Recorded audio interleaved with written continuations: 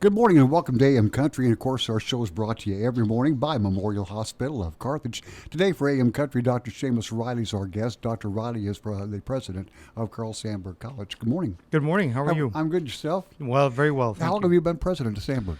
I think I'm going on 18 or 19 months. So came July 1, 2018. I count by the month at this point. You're so. pretty well settled in now then. Very much so, yeah. Very much enjoying the job in the district and getting to know lots of people and really enjoying it. Yeah. How are the numbers up there this spring? Very good. We've had positive enrollment growth and continue to see that, which is not unique, or is unique a little bit, because we were one of 8 colleges up in the fall. So we continue to see some growth, mostly, to be honest, in the dual credit and online arena. We're seeing students, more part-time students, more online pieces, because people are juggling jobs. And so we're trying to reach out to that population between 25 and 34. They're looking to upskill, to grow in their jobs or to get new skills, to change careers. And I think we're beginning to see some growth in those areas too. We are hearing, though, I guess we're unique then, that Sandburg is seeing an increase in student enrollment, as you mentioned, in large part due to dual credit. But a lot of our college campuses, of course, Sandburg's community college, but nonetheless, a lot of our colleges are seeing a decline in enrollment. We have, of course, a number of factors in that. One is the incredible amount of opportunities. People have to go in many various different directions. You bet. We have a lot of folks on the state surrounding us that are heavily recruiting in our state. Many more of our students are actually able to attend the 4-year state colleges, whereas before they might not have been able to, either because of cost or not able to get in. Mm-hmm. And then, of course, you got many more private opportunities. And I think the biggest factor is that people are working and not necessarily able to go to school full time. So all of those pieces have contributed. Community colleges tend to be better at meeting students' needs on a part-time basis. And so I think we've benefited a little bit from that. But we need to continue to work to serve our students and make sure there are access points that they can get into, and also that they can get quickly through a program or get quickly through a certificate to get new skills so that they can go back in the job market. But I also think it's part of a trend that we're going to see in the next 5 or 10 or 15 years, which is people constantly coming back in as the technology changes so rapidly and as people need new skills. Yeah. You could take a computer class every year. You're going to learn new information. Well, it's amazing. I had a conversation at a hospital in our district, and they're hiring a telepulmonologist. And I'd had another conversation with folks up at Bridgeway, and they're saying almost all of their psychiatric care, the psychiatrists are all using telemedicine. Well, that means the people who are working with the patient in the room need to be trained to be able to deal with that, right? I mean, you're getting information from a doctor by video, which means, how does that nurse now need to know what skills do they need to have to work with the patient, because they're basically there now in physical place of the doctor. Are there even textbooks anymore? There are still textbooks, but they're rapidly changing. And I mean, one of the great benefits we have at the college is we participate in a program called Online Educational Resources, OER, and that gives our faculty a chance to choose opportunities where these materials for classes are online, and so students can access those pieces. Yeah. It saves the students a ton of money in terms of textbooks, because textbooks have become one of the greatest increases in cost of education.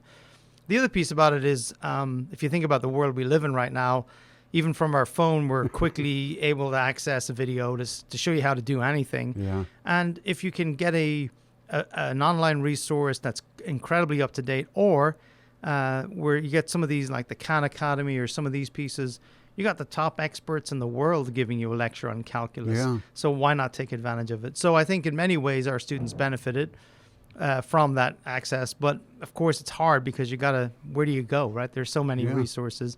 So the OER sort of helps to group those by subject. Faculty get in to choose those individual resources, and then the students save a ton of money because they're available free. Are there even bookstores at your college campuses anymore? We still have a bookstore, but I can tell you that it's across the country, more and more college bookstores are closing down. As college bookstores go to online, or students are accessing their books through online resources such as Amazon.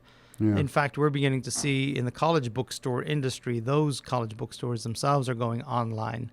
And I wouldn't be surprised in the not too distant future if we don't have an opportunity where our students just come in, and if they're buying textbooks, they're just ordering them online Yeah. and they're just having them delivered. It's interesting. Bookstore. I'm a big bookstore fan, so I think actually bookstores are sort of enjoying a resurgence in the country, but still many of us are still buying everything online, and so going to a physical bookstore is something of a rarity right now. And what about reference books? It used to be you turn for resource and information, you turn to a reference book. So our library will still have reference books, but I can tell you that almost every single reference book that you can think of is also available online now in a searchable way. I had lots of graduate school projects that involved reading a lot of reference books. It just really has changed. And I access, there's a couple of very good, for example, writing support text websites that I access all the time, one in particular from Purdue.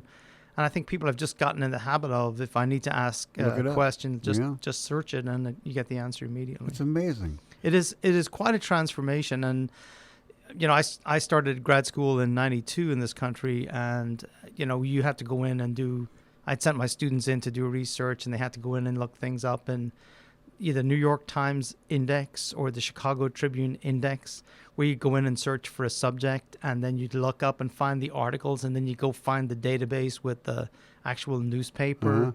That's a thing of the past. And it's also interesting in terms of other resources. For example, if you think about art or music or sculpture, that you can go onto the website, any Google search, and look for any piece of artwork. And increasingly now, university libraries and national libraries are putting their resources just online, so you can go look at a whole collection of things, which is kind of amazing, really. It's amazing to me. It's amazing to me anyway how quickly now you can get a degree through Sandberg. We try to help as quickly as possible. We're still very much a 16 week, right? Yeah. We still are in that 32-week, what I call magical learning period. But we have summer classes, we have winter classes. The one big piece for us that has really accelerated our students' progress is encouraging students to take courses while they're still in high school. So taking classes as a junior or a senior, there's two things that happen. One, it gives you an opportunity to sort of dip your toe in the water. It gives you some success because, you realize, hey, I can do this. I can go to college, which is very important still in our country because too many people are not taking advantage of it. And the second thing is it sort of saves a lot of money on the front end. It saves a lot of money because in the case of Warren County, for example, and Knox County, a lot of our students who are coming to the college after high school are coming for free because we have those promise programs. But dual credit gives a student a chance to take some classes early on and get some success and then come on in. And the savings on 2 years of full tuition compared to a 4-year university is just significant. Yeah. And then our students are very successful when they do transfer. And so part of what we're trying to do is create that access for our students and make it easier for them to have success no matter where they are. And Carthage is a good example of that. We want our students in the 3 high schools in our region here in Hancock County to be able to easily access our college courses and give them a good head start. And many of the students from this region go on to other schools, and that's fine. We're here to do that. We'd like to get them onto the main campus, and we will get some, or here and extend our services at the branch campus so that we can get more students who can stay here in Hancock County, access their education, get completed, and then go on to 4-year school or into the workforce. You mentioned that for the students out here at Illini West High School, they actually go to the Sandberg campus, branch campus here in town. Yes. For over in Hamilton, the Sandberg teachers go to Hamilton School? Correct. So depending on Illini West sort of benefit by being in close proximity to the campus. And it's a good thing too, because I think psychologically then the students are sort of thinking, well, I'm going to college. I'm not just sitting in here. But I will say that Hamilton and Warsaw high schools have sort of separate areas that we have set aside. They have set aside in their high school, and those areas are look and feel like Sandberg, Carl Sandburg College, right? We have the posters on the wall. We have the information on the wall. Our faculty go in there. They're the master's prepared faculty. And, I've actually gone into the classrooms when the classes are going on, and it's a regular college class, and the students behave like regular college students, and it's a regular curriculum. And it's just really been great to see that. And I think it's made a huge difference in terms of helping the students, but also, frankly, in terms of helping the high school, because it means that they're able to give their students an enriched curriculum, which they wouldn't be able to do otherwise. And then I think, the whole community and district benefits by more and more of our students getting access to third level education. Does that interfere with their high school education, though? No, it blends in. So Warsaw and Hamilton, the dual credit programs complete the actual curriculum, so they have built into the school day hours. And the dual credit piece means that they're able to get credit for both their high school and the college at the same time. So they're completing their high school credits, but using college credits to do that. Let's take a short break.